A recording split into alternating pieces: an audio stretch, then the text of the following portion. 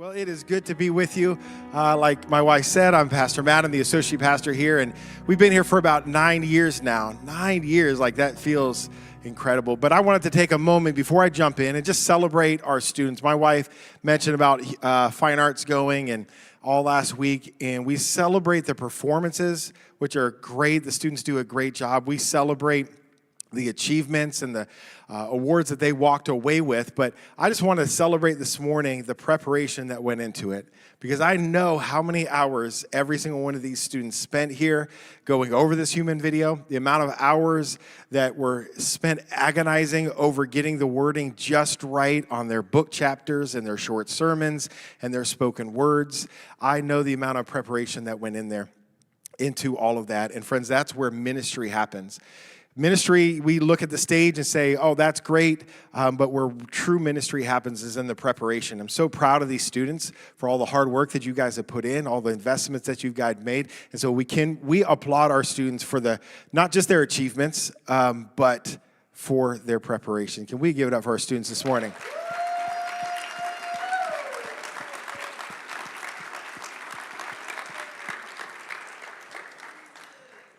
Like I said, we've been here now for 9 years, and I will say, and I know they're not in the room this morning, they're getting ready to leave for vacation, but I just wanted to honor our pastors for the privilege of getting to speak to you this morning, but then two, just honoring them for the leaders that they are. I have been in ministry now for almost 20 years, and I have yet to serve with leaders that are at the caliber that Pastor Lance and Angel are. To serve with pastors that love this church, that love their staff. They are fantastic. But as great as leaders and as great as pastors they are, we have come to know them as even better friends. And so I just want to give credit where credit is due and thank Pastor Lance and Angel for this opportunity, but also being a great leader and an even better friend. Can we give it up for our pastors this morning?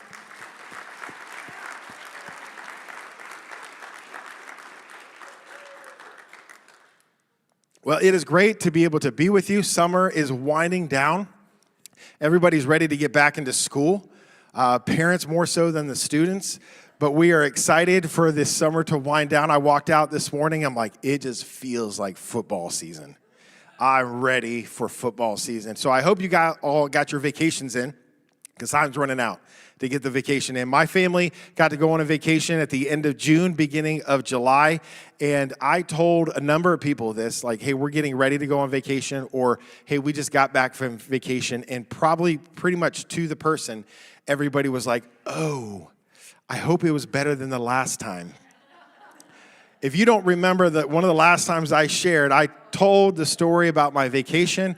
It was a disaster. Our van broke down. We had all kinds of issues. And I appreciate so much the concern from all of you as you express the heartfelt concern of, like, we hope your vacation was way better this time. And I'm glad to report to you today that our vacation was fantastic. According to my kids, it was the best vacation we've ever had. And here is the reason why, is because we were fortunate enough for a family to invite us to go down and share a house together on the beach. And they had kids the same age as our kids. If you've never been on a vacation with family, if you've got kids, if you've never been on vacation with another family who has kids, it is the best thing in the world. It is an absolute game changer with you go on vacation with other people with kids. Because when you go on vacation without kids, we all know as parents, it's not really a vacation for us, because we've got to be entertainer, we've got to be referee, we've got to be the cook and the cleaner, we've got to be all these things. But when you get to go with a family with other kids, your kids don't fight with each other because they're too busy having fun with their friends. You don't have to entertain them. You could get to go take a nap while they're swimming in the pool. It is the greatest thing ever. It was an absolute great vacation.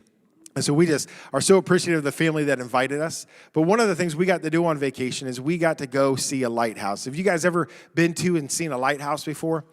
They are pretty fantastic things. We didn't get the opportunity to go up in the lighthouse, but we were there walking around the dock. And while we were doing so, we saw a bunch of yachts, like lifestyle, the rich and famous bougie boats sitting on this dock.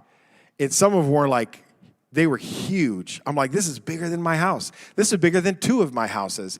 You can stack my house 3 times on top of this boat. That's how big some of these boats were. And we got into a conversation about how cool it would be to be able to live on a boat. And I'm from the generation in the area of Miami Vice, where Don Johnson and his neon-colored shirt and his white suit jacket and living on a boat with an alligator was the epitome of cool in my day. And so I look at that, I'm like, yeah, I want to live on a boat, and I'm going to get an alligator, and I'm going to start slicking my hair back and go through my midlife crisis, right? But the more I thought about it, the more I'm like, I think it would be cool to live on a boat, but I'm not really all that keen about leaving the dock and going into the water.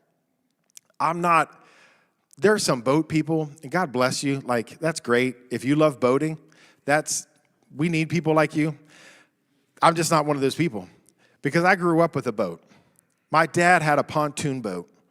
He went and bought a pontoon boat, but my dad he's a bit impatient. That's where I get it from. And so pontoon boats are usually for like just cruising. They're just cruising. They're like just slow-moving boats, but not the boat my dad got, because my dad bought a pontoon boat, and he proceeded to put a 90 horsepower engine on the back of this pontoon boat. Let's just say, you know how like sometimes the boats like cruise like this? Our boat cruised like this. Front end up in the air. It was fast. We went flying. I'm like, I don't think this pontoon boat's made for this. But that's what we had, and that's what we did, is we went out on a pontoon boat. And so one of the things we got to do when we were younger was he would take us out tubing. And I remember the first time that I went tubing. And the reason I remember the first time I went tubing is because that is the day I learned that my dad's definition of fast and my definition of fast were completely opposite things. Because I told him before I went in the boat, okay, Dad, just don't go too fast. And I swim out to my life jacket, swimming out to the tube, and I get on top, and I'm holding onto the handles, and he's like, you ready? I'm like, giving the thumbs up, I'm ready, as the life jacket's coming up over my face, because you know they never really fit right. And so I'm on this tube, and he gives me the thumbs up, I give him the thumbs up, and the next thing I know is that boat took off, and I'm holding off for dear life. Dad, you're going too fast. And I don't know if he didn't hear me or he just didn't care, because we did not slow down. In fact, he took some turns, and I went flying off this raft. And I don't fault him for that, because as a dad myself, what fun is taking your kids tubing if you can't throw them off the boat? That's one of the little things of like, oh, man, I'm going to get you back, because I can't like do anything to you because you're a kid. But, man, I can really fling you around in that tube. And my tubing experience left me with some water trauma. And I recognize that I've got water trauma, not just from that, but I've got water trauma because we used to ride this boat out on Lake Erie. And so we would drive out to Put-in-Bay, and we came back one day, and me and my brother would we loved sitting up in the front captain's chairs. There was a sticker that said, do not sit in these seats while the boat is moving. And we thought, that's just a suggestion, right? Like nobody really follows that. So we rode in there all the time. Then we figured out why that sticker's there. Because as we're driving on Lake Erie, a large barge moved in front of us, and we hit the wake of that boat, and the wake of that boat was like 2 times the size of our boat, and it came crashing up over the top where me and my brother, like it was a tsunami that came over top of us. It's a miracle we didn't go flying out of the boat, because that wave dented in the entire front of the pontoon boat. Entire front of that pontoon boat. So you understand if I've got a little water trauma and I'm not all that excited about going out on the ocean, because I couldn't even handle Lake Erie, let alone the ocean.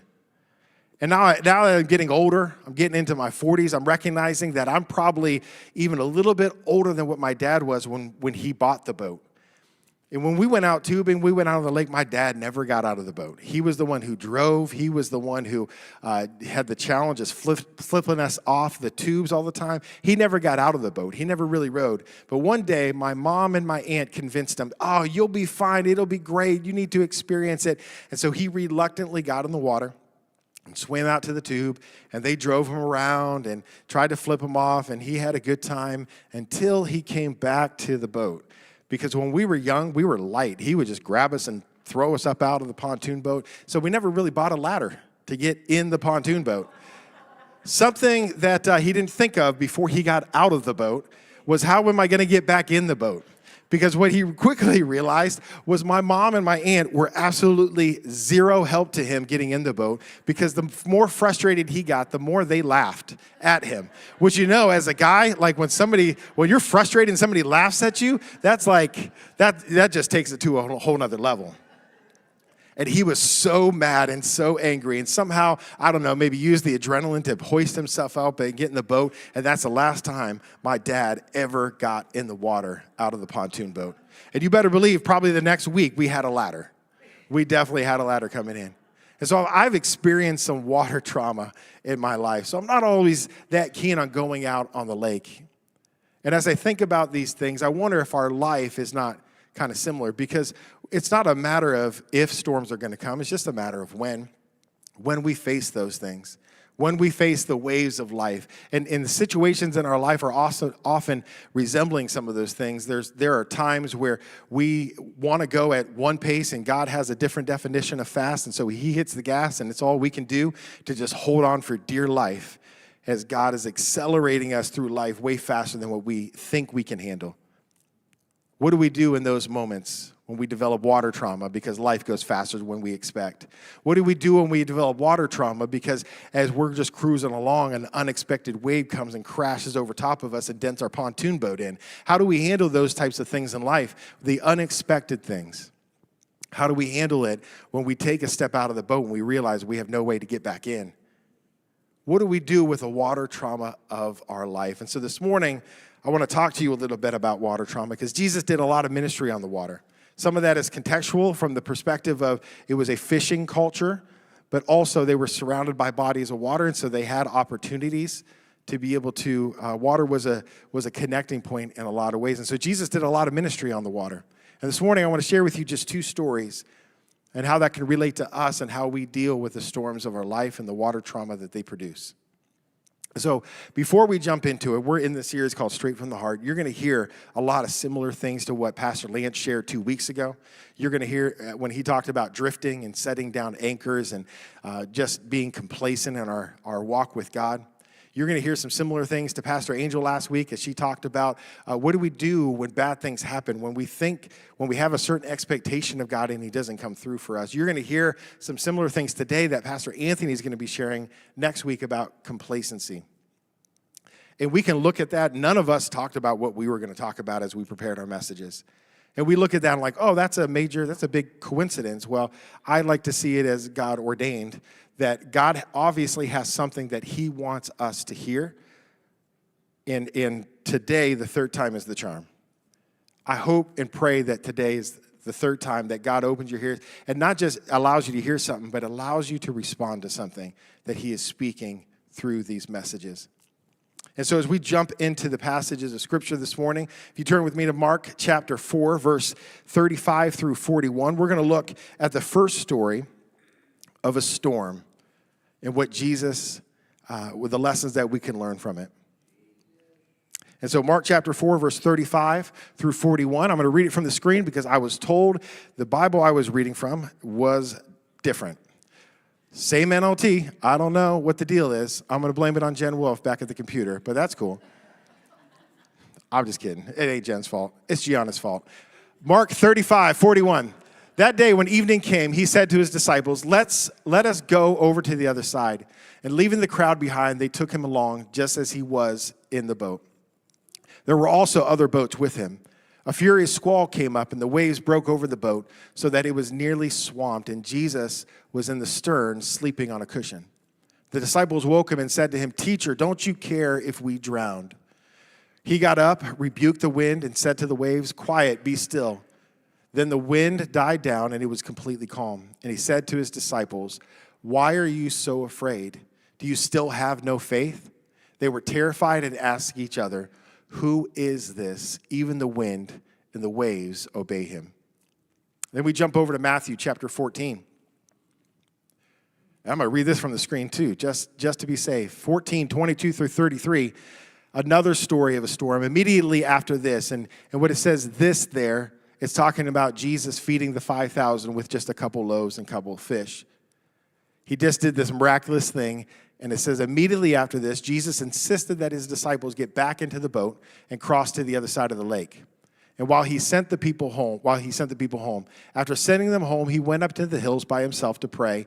Night fell while he was there alone. Meanwhile, the disciples were in trouble far away from the land, for a strong wind had risen, and they were fighting heavy waves. About 3 o'clock in the morning, Jesus came toward them walking on the water. And when the disciples saw him walking on the water, they were terrified. In their fear, they cried out, "It's a ghost." But Jesus spoke to them at once. "Don't be afraid," he said. "Take courage, I am here." Then Peter called to him, "Lord, if it's really you, tell me to come to you walking on the water." "Yes, come," Jesus said. So Peter went over the side of the boat and walked on the water toward Jesus. But when he saw the strong wind and the waves, he was terrified and began to sink. "Save me, Lord," he shouted. Jesus immediately reached out and grabbed him. "You have so little faith," Jesus said. "Why did you doubt me?" And when they climbed back into the boat, the wind stopped. Then the disciples worshiped him. "You really are the Son of God," they exclaimed. So here we have two stories of two different storms. Two storms, one lake. Both of these happened on the Sea of Galilee. Two storms, one lake, and a whole lot of water trauma for the disciples. Whole lot of water trauma. They experience the same kind of thing that you and I experience all the time when we experience storms in our life. It produces trauma in us, and it leaves us with doubts. In both of these cases, Jesus called into question their faith. And the reason he called into question their faith is because they were full of doubts. And what doubts leads us to is doubts leads us to question. There's two questions that I want to highlight from these scriptures that you and I question all the time whenever we go through storms. And the first question we are often left with is questioning Jesus' character. In Mark chapter 4, when they were in the middle of the storm and Jesus was sleeping, they called out to him, "Jesus, don't you care about what we're going through? How can you sleep in a time like this? Don't you care about what we're experiencing and what we're going through?" And isn't that like our lives? When we experience the storms, when we see the waves crashing around us, we are often led to question, "Jesus, do you care about what I'm going through? Do you care about the situation in my relationships? Do you care about the loss that I've just experienced? Do you care about my job and my financial situation? Do you care about me and what I'm walking through?" Because it seems like if you cared, you wouldn't really, you'd kind of protect me and not put me in this situation. Begin to question his character. Does he even care? But we also begin to question his calling. We got 3 instances in these stories of Jesus calling his disciples. In Mark chapter 4, it's Jesus' idea for them to cross the lake. In Matthew chapter 14, it's Jesus' command to the disciples to get in the boat and to cross without him. Later on in Matthew chapter 14, it's at Peter's request, but Jesus gives his permission for Peter to come out on the lake. 3 different cases. Jesus' idea, it was Jesus' command, and it was by Jesus' permission that the disciples were in the situations that they were in. And when we're in those situations, it's often left with us questioning his calling to us. We're left in those situations where we start not just questioning, does he know best, but we begin to question, did I hear him correctly? Did I hear what he said? Am I following what he said to do? Because it's easy to get confused. I'm imagining Peter being out on that boat or out on the lake as he's walking on the water, getting halfway and realizing, hey, I'm starting to sink. And Jesus, I thought I heard you say, yes, come, but maybe you yelled out, yo, that's dumb. Don't come out here. This is crazy water. You need to stay on the boat. But I heard, yes, come. And so in my excitement, maybe I just got a little bit ahead of Jesus. And now I'm stuck in this situation that I need Jesus to bail me out. Man, I begin questioning, did I hear him properly? We read this story in Matthew and in Mark, and in both of those cases, when Jesus just fed the 5,000, it says that Jesus commanded them to go and to get on the boat and cross the other side. But if you read the account of John has a little bit of a different perspective, because if you read the NLT of John's account, it says that the disciples went down to wait for him at the shore. But when the night came and the darkness came and Jesus hadn't shown up yet, they decided to go to the other side. And I'm imagining here, taking a little bit of liberty to imagine this scenario because it's a scenario we do all the time. Because John is in a situation where Jesus maybe gave that command to Peter and Matthew overheard it because those two accounts relate where Jesus commanded them to, but maybe John wasn't there and heard that command. And if I'm John, I'm realizing, hey, he just called me out on a boat, and the last time I was on the boat, on this very lake, we almost lost our lives until Jesus got up and commanded to the waves. There's not a chance in this world I'm getting back on that boat without Jesus being in it. You better believe it. Unless he told me, I'm not doing it. And Peter's like, no, he told me, come on, let's go. And he's like, no. Because if you're an Office fan, Michael Scott, hey, fool me once, strike one. Fool me twice, strike three. It sounds stupid, right? And if you know The Office, you know it's going to be stupid. That's not how the saying goes. But I'm sure John's thinking like, hey, fool me once, that's strike one. I'm not going out there. Again, fool me twice, that's strike three. Ain't no chance I'm getting on that boat. And so there was a little bit of discrepancies in these stories. Why? Because John begins to question the commands that Jesus gave to Peter and saying, well, he didn't tell me that, and I'm the disciple he loves. You're just a knucklehead. I'm not following you. I'm following Jesus. Jesus loves me. I don't know what he thinks about you. But he didn't tell me that. And so he begins questioning his calling. He begins questioning Jesus' command. Did he really tell you that? And doubt starts creeping into the back of our minds. Is Jesus really leading me to this opportunity? Am I really being obedient to him? Because if I'm being obedient to him, it doesn't feel like bad things should really happen to me. Like if I'm following him, it sounds like only good things should happen to me because God is good. And if he's good, then he only allows good things to happen. But what do we do when we're following Jesus, but we're still experiencing storms? It leaves us with water trauma. It leaves us questioning his calling. It leaves us questioning his character. So what are we going to do about it? How do we overcome the trauma in our life? There's one thing I want us to get today. One thing that if we can grab hold of this, I think it can help us to overcome our fear of the storms and of the waves that they produce. It can help us overcome the things in our life. And it's found in Hebrews chapter 12, verse 2. Where it says, we do this by keeping our eyes on Jesus, the champion, who initiates and perfects our faith. Other translations say we keep our eyes on Jesus, the author and the finisher of our faith. This word here, to fix our eyes on Jesus, it is to stare intently so that nothing else distracts. It is hyper-focus. And it reminds me when I was a kid, growing up in kids' church, there used to be a thing called the Quiet Seat Prize. And every single week, I'm sure this thing cost less than 50 cents. It was some dinky little prize, or we had a little stand where we can come up and choose these prizes. They were cheap. But as a kid, I didn't care. I wanted that Quiet Seat Prize every single week. And so I would sit in my seat so still. I would not move a muscle. I would sit there so still. And I would just stare at the teacher. My wife said in between, she's like, your teacher probably thought you were a creep. And that's probably true. Because I would stare at her so intently, like wherever she went, my eyes would follow to the point where you ever stare at something so long, everything else gets blurry, everything else goes out of focus except for that person. I swear, like, I don't know if she was an angel, but she started glowing. That's how much I stared at her. Because I just wanted that Quiet Seat Prize. And I won it once or twice. But I know that I deserved it every week. Because I know I was the quietest kid, but now that I'm adult, I'm like, I get it. I understand. We've got to reward some other kids when they show good behavior, so it reinforces and they are good again later. Like we can't give it to the same person every time, but I know in my heart, like I deserve that Quiet Seat Prize because I stared so intently. And so when I think about fixing my eyes in Jesus, I think about that story. I think about fixing my eyes on him so intently that everything else fades away. Everything else fades away. We were driving a couple weeks ago, and we've passed this farm, and I saw this horse, and this horse had a bag over its head. And I'm like, why does this horse have a bag over its head?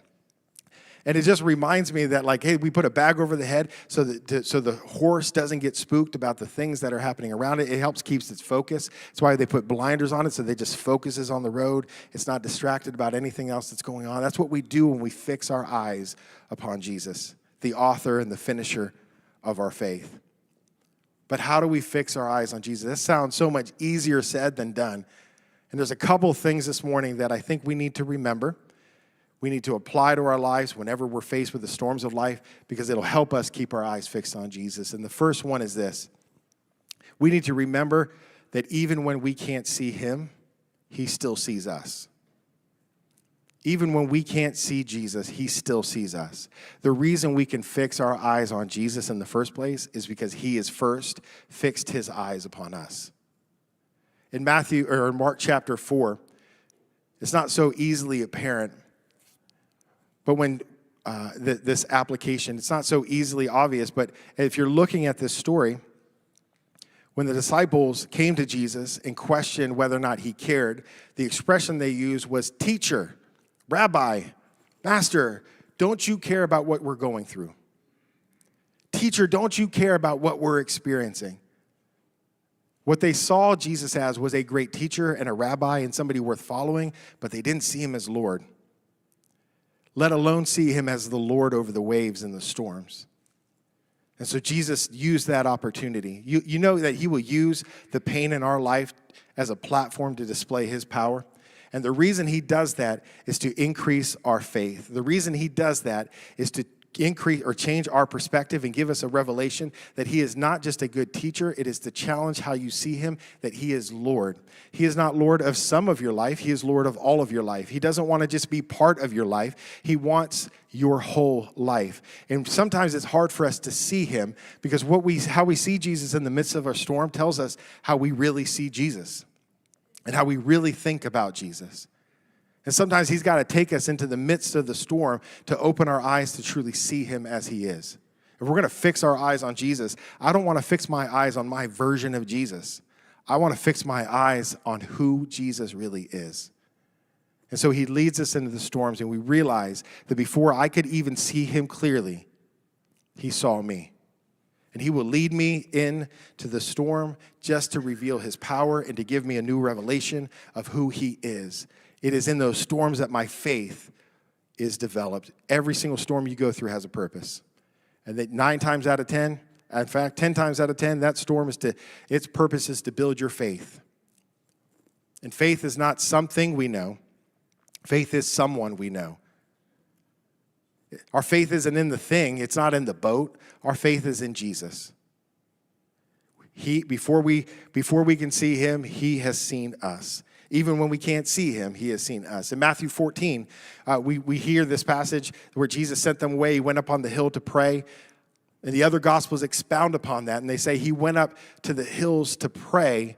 And as he was there, he saw them struggling against the waves. They saw him struggling. They saw the disciples out on the hill. And if you've ever seen pictures of the Sea of Galilee, it is a body of water that is surrounded by hills and mountains. And we think like, oh, how you can't see that far into the ocean. But from the top of this hill, you can see from one side to the other, even though it's several miles wide. And he's up on that hill looking at his disciples as they're struggling against the waves. What I love about this is that even when we don't feel Jesus, even when we don't see him, he has never taken his eyes off of us. He has never lost sight of us. He knows exactly where we're at. And I wonder if Jesus didn't send them out by themselves to test to see where their faith was. He's like, I've taken them through a storm once when I was in the boat, but I'm not going to be with them physically forever. How are they going to handle?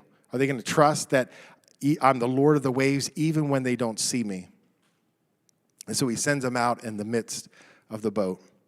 But he never took his eyes off of his disciples. And in their greatest moment of need, he walked on the water out to them. Friends, even when we can't see him, Jesus sees us, and there is nothing that is will keep him from meeting you in the moment of your need, in the moment of the darkest hour of your storm. There is nothing that is going to keep Jesus from reaching you. Secondly, if Jesus calls us to it, Jesus will see us through it. If we're going to fix our eyes on Jesus, we need to know and trust that if he calls us to it, he will see us through it. We all love getting to somewhere. When we went on vacation, I loved getting to the beach. I hated the drive to the beach. I told my wife, I'm just getting too old. I can't handle more than like 4 hours in a car at a time. And it's not for any other reason as I just don't like it. I don't want to sit there for that long. I want to just be there. I want to get to somewhere. And we all want to get to something. We all want to get to the blessings of God. We all want to get to the fulfilling our calling that he's placed on our life. We all want to get to the relationship that he has for us. We all want to get to the job that we know that he's promised us. We all want to get to something, but rarely do we get excited about going through something. But there is no to without the through. What going through something allows us to do is appreciate the destination. What going through something allows us to equips us for handling the destination once we get there. Because God's not about taking you to something and having you mess it up because you never developed the faith by going through the storm. He doesn't want you to get to the other side of the lake and do ministry and heal the sick and cast out demons when you didn't build your faith up by going through the storm to get there. God wants to take us to something, but we got to be willing to go through some things in order to get there. And sometimes when we go through things, it feels like punishment, doesn't it? It feels like God's not for us. It feels like he's kind of against us. It feels like punishment. But what we need to realize is that what feels like punishment is more often than not for our protection. In Matthew 14, Jesus sent them away immediately to go. And John expounds on this a little bit later, and he says the reason he sent them away is because the people were rising up and wanted to make Jesus king. Hey, he just did this great miracle. He fed all them. Hey, this is the Messiah. He just did what Moses had to do, but he did it with his hands. He provided manna for us. He provided food for us. Like he is the Messiah. We want to make him king because Messiah is supposed to come and overthrow the Roman government, and he's supposed to come and make everything better for us, so let's make him king. And Jesus is like, I've heard my disciples talk about this. I can't have them caught up in this mess.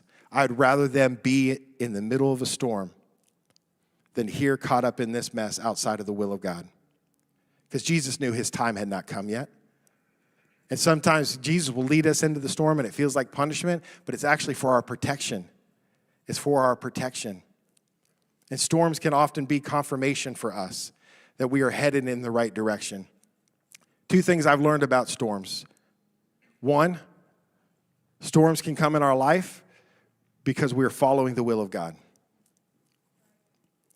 Storms can come as a result of the enemy in our life to detract us, to get us off course, to push us away from accomplishing the will of God for our life. As you look in Mark chapter 4, it says that Jesus got up and he rebuked. Another translation said he rebuked the winds and the waves, and they immediately died down. The same word that is used there for rebuke is used later when he rebukes the evil spirit to come out of the demon-possessed man. And so it leads us to believe that this storm was not natural in nature, it was spiritual in nature, and he stood up and he spoke to it and rebuked it. There are times in our life that we're going to face storms that are not natural, they are spiritual, and they are designed from the enemy to get us off course, to push us away. He doesn't want us to accomplish what God wants us to do. He doesn't want us to be happy and content and fulfilled in walking with Christ as our eyes are fixed upon Jesus. He's going to deter us and move us off course any way that he can. Because he knows, he's like, I don't have to take him out. I just have to get him distracted. I just got to get them off course. The other reason we often face storms is because God allows them because we have gotten off course. You look at Jonah. God called Jonah to go to Nineveh to minister to them. And Jonah's like, I'm not ministering to them. I'm not doing that. And went the opposite way. And God caused a storm to come into his life to get him back on course. And so whether it's a storm from God or the storm of the enemy, the outcome is the same. When we fix our eyes on Jesus, we will be where God wants us to be. Keep your eyes fixed on Jesus. Recognize that if he calls you to it, he will see you through it to the end. And then lastly, what we need to realize, if we fix our eyes on Jesus, we need to realize that our faith is not in the boat. Our faith is not in the boat. Peter in Matthew chapter 14, we give Peter a hard time because Jesus came and rebuked him and said, Peter, why do you have such little faith? And we interpret that as like Peter had like little itty teeny tiny faith. He had just small little faith. But I would propose to you this morning that Peter had big faith to step out of that boat. None of the disciples did it. Other disciples did it. Peter was the only one who was willing to take that step out to walk to Jesus. I think Peter had big faith, and that Jesus' comment about his faith being little was not a comment against the quality of his faith, but rather the quantity of his faith. Kim and I have been watching the Olympics. How many of you guys have been watching the Olympics? My wife loves the Olympics to the point where we have at least 7 to 10 hours of recorded Olympic coverage on our DVR right now, and my wife will watch every second of it. And I'm like, Kim, just watch the highlights. Just watch the ends of the race. And she's like, no, I want to watch it live. I want to watch it in real time. I'm like, it's recorded from 2 weeks ago. This isn't live to begin with. I can tell you right now who won this race. And she's like, no, I've got to watch it. I've got to watch it. And she will watch some of it on fast forward. I give her that. But she will sit there and watch every minute because she loves the Olympics. And the other night we were watching the men's 1500. And if you know what happened in the men's 1500, the American was probably 2 or 3 people behind for a majority of the race and going down the home stretch, and he kept getting blocked out in his lane, and the other 2 guys that were leading the race wouldn't let him pass, and so they're going, and then they got to the point where the 2 lead runners just were worried about each other, and so they're checking each other as they're running down the finish line, and the American saw an opening on the inside, and he took the opening and he kicked it into another gear, and he sped right past them, and by the time they noticed, it was too late, and he ended up taking gold in the men's 1500. And it was an awesome thing to watch. But as I watched that race, I'm reminded of the faith that Peter had. Because Peter had big faith. He just had sprinter's faith. He didn't have enough faith to finish the end of the race. And so when Jesus picks him up, he's not making a commentary about the quality or the quality of his faith. He's making a comment about the quantity of his faith. He didn't have enough of the faith that took him out of the boat in the first place. And I can only imagine as Jesus pulling him up, he's like, Peter, I need that faith, but I need you to develop the faith, not just to start strong, but to finish strong. It doesn't do you any good if you start the race off and you're beating everybody and they come back and smoke you at the end. You got to have the endurance to not just start the race, but to finish the race. And as we fix our eyes on Jesus, it says he is the author and the finisher of our faith. We need to develop the faith, and we realize that it's not in the boat. Peter got to the point where he steps out in big faith onto that water, and he starts walking. And he gets to the point where he recognizes, hey, I'm good as long as I'm kind of in reach of the boat. I can swim and make it even though the waves are a little bit rough. My disciple buddies, they're going to pull me back in. I know it. I'm getting that far. But then he gets to the point where he's halfway between the boat and Jesus, and he starts recognizing, oh, man, I got faith in Jesus, but I also have a lot of faith in that boat, and now I'm stuck in the middle. And as James would put it later on, as he writes his book, he became double-minded and started getting tossed around in the waves because he had faith in Jesus, but he also had faith in the boat. And friends, sometimes we get stuck in that place where we believe Jesus for things, but we also believe in the comfort and security of our job. We believe in Jesus, but we also believe in the comfort and security of what he has provided for us and maybe the freedom and the safety we have in this country. We believe in Jesus, but do we believe him enough to not just step out of the boat into some things, but to continue and finish the race all the way to him? Friends, fixing your eyes on Jesus, it's a full commitment. That's not a halfway thing. When you step out of that boat, you can't do so with your mind on the boat. You've got to put it completely in Jesus. We fix our eyes upon Jesus, and we recognize that the boat is not our source of security. The boat is not our source of safety. Jesus is our security, and he's our safety. And so as we wrap up this message today, this message called Straight from the Heart. You may be asking, like, Pastor Matt, why is this message so strong on your heart? Why having heard Pastor Lance and Angel's message, did you still decide to preach a message that probably was in a similar vein? And here's the reason why. This is something that God is continuing to stir and to deal with in my own life. I'm learning day by day. I haven't gotten it all figured out. I'm a pastor, and I don't have it all figured out. I hope that gives you hope this morning that even pastors don't have it all figured out sometimes. I'm still learning to continuously fix my eyes on Jesus, not just glance his way, but to fix my eyes on Jesus. My daughter, my oldest daughter, Annalise, is up here in the crowd. She's awesome.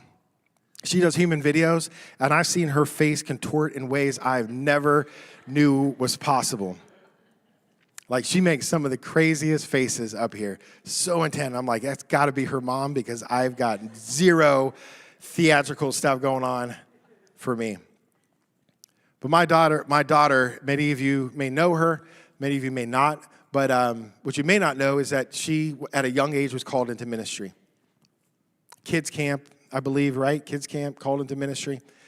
And her mom were like, me and her mom were like, yes, that's exciting, following in our footsteps. Like, man, we're so proud of her who wants to be in ministry. And then God's like, okay, I'm going to call her not just to ministry, I'm going to call her into missions. And I'm like, that's cool. I support missions. I'm good with missions. Like, other people need to hear about Jesus, not just here, but all around. There's so many things you can do with missions. But then God calls her to Guatemala, and I'm like, God, I don't know about that. And in my heart and in my mind, I'm like, oh, she's young. Like, that'll fade. That'll pass. We're infatuated with everything when we're young. She used to love Barbies. She don't love Barbies no more, although she does play. She's a good big sister. She plays with her little sister with Barbies, so good job, Annalise. But it's a fad. It's gonna pass. It's gonna fade in time. I'm not worried about it. Not a big deal. But as she's older she gets, and the more closer to Jesus she gets, ministry is stronger than ever. Missions is stronger than ever. And I'm like, for the love, God, Guatemala is stronger than ever. I'm like, she's got a picture of the country of Guatemala in her room, and I'm like, I'm gonna smash that picture.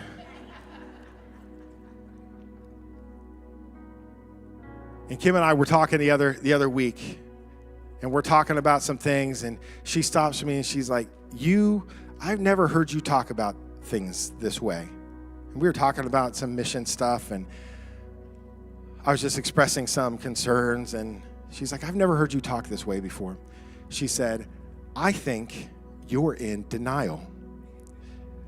You're in denial about our daughter being called into missions and the prospect of her leaving, and you're in denial about that. And I did what every man does. I'm like, I'm not in denial. You're in denial.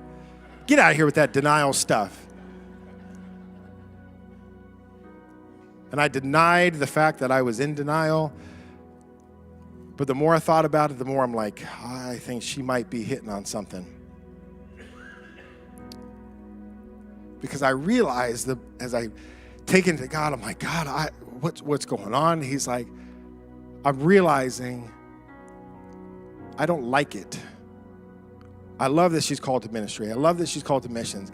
I don't love the fact that she's called to a country with a homicide rate that's 4 times higher than the U.S. I'm not excited about her going to a developing country. I'm not excited about the prospect of only seeing her maybe once a year. I'm not excited about my grandkids being raised in a place that I can't ever see them except for maybe FaceTime. I'm not excited about those possibilities. And it's leading me to the point where I started questioning God's character and saying, God, if you're good, why are you doing this? Because God, you didn't even ask me my opinion about this. You didn't ask if I cared. You didn't ask where I wanted her to go. You didn't even consult me first. I've raised her for 15 years, and you even have the decency to ask me what I thought she should be doing. And I began questioning his character. God, are you really good? Do you really care about what I think and what I feel? And I began questioning his calling.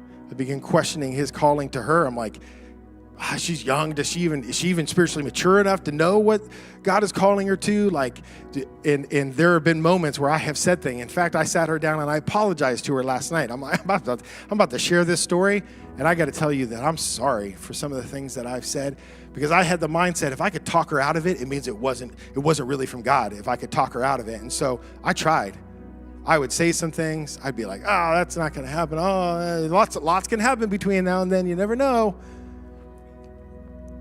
Really what it boiled down to is that I wanted to keep my girl in the boat. I wanted her safe and secure in the boat. I don't want to release her to step out on the waves. I've been on the waves. I've been on the waves, and I haven't even done ministry, a lot of ministry. I've been on mission trip, but I haven't like done it in a foreign country where I don't know the language and have to adapt to the culture. I know how hard that is. I want my girl in the boat. But as I continue to take this before God and I continue to lay it down, and he's teaching me to fix my eyes upon him and to trust him with it, I'm realizing that the safest place for her to be is not in the boat. The safest place for her to be is with Jesus, wherever that is. Doing whatever that might be, the safest place for her to be is with Jesus. And I realize as a father, the greatest tragedy that I could ever face is for my daughter to be physically safe, but spiritually lost.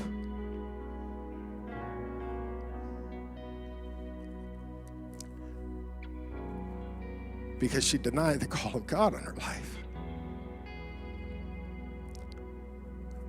And she doesn't know where to go next and what to do. And she begins to doubt, if I can't hear God on this, how do I ever hear God? And you might be in the same boat today.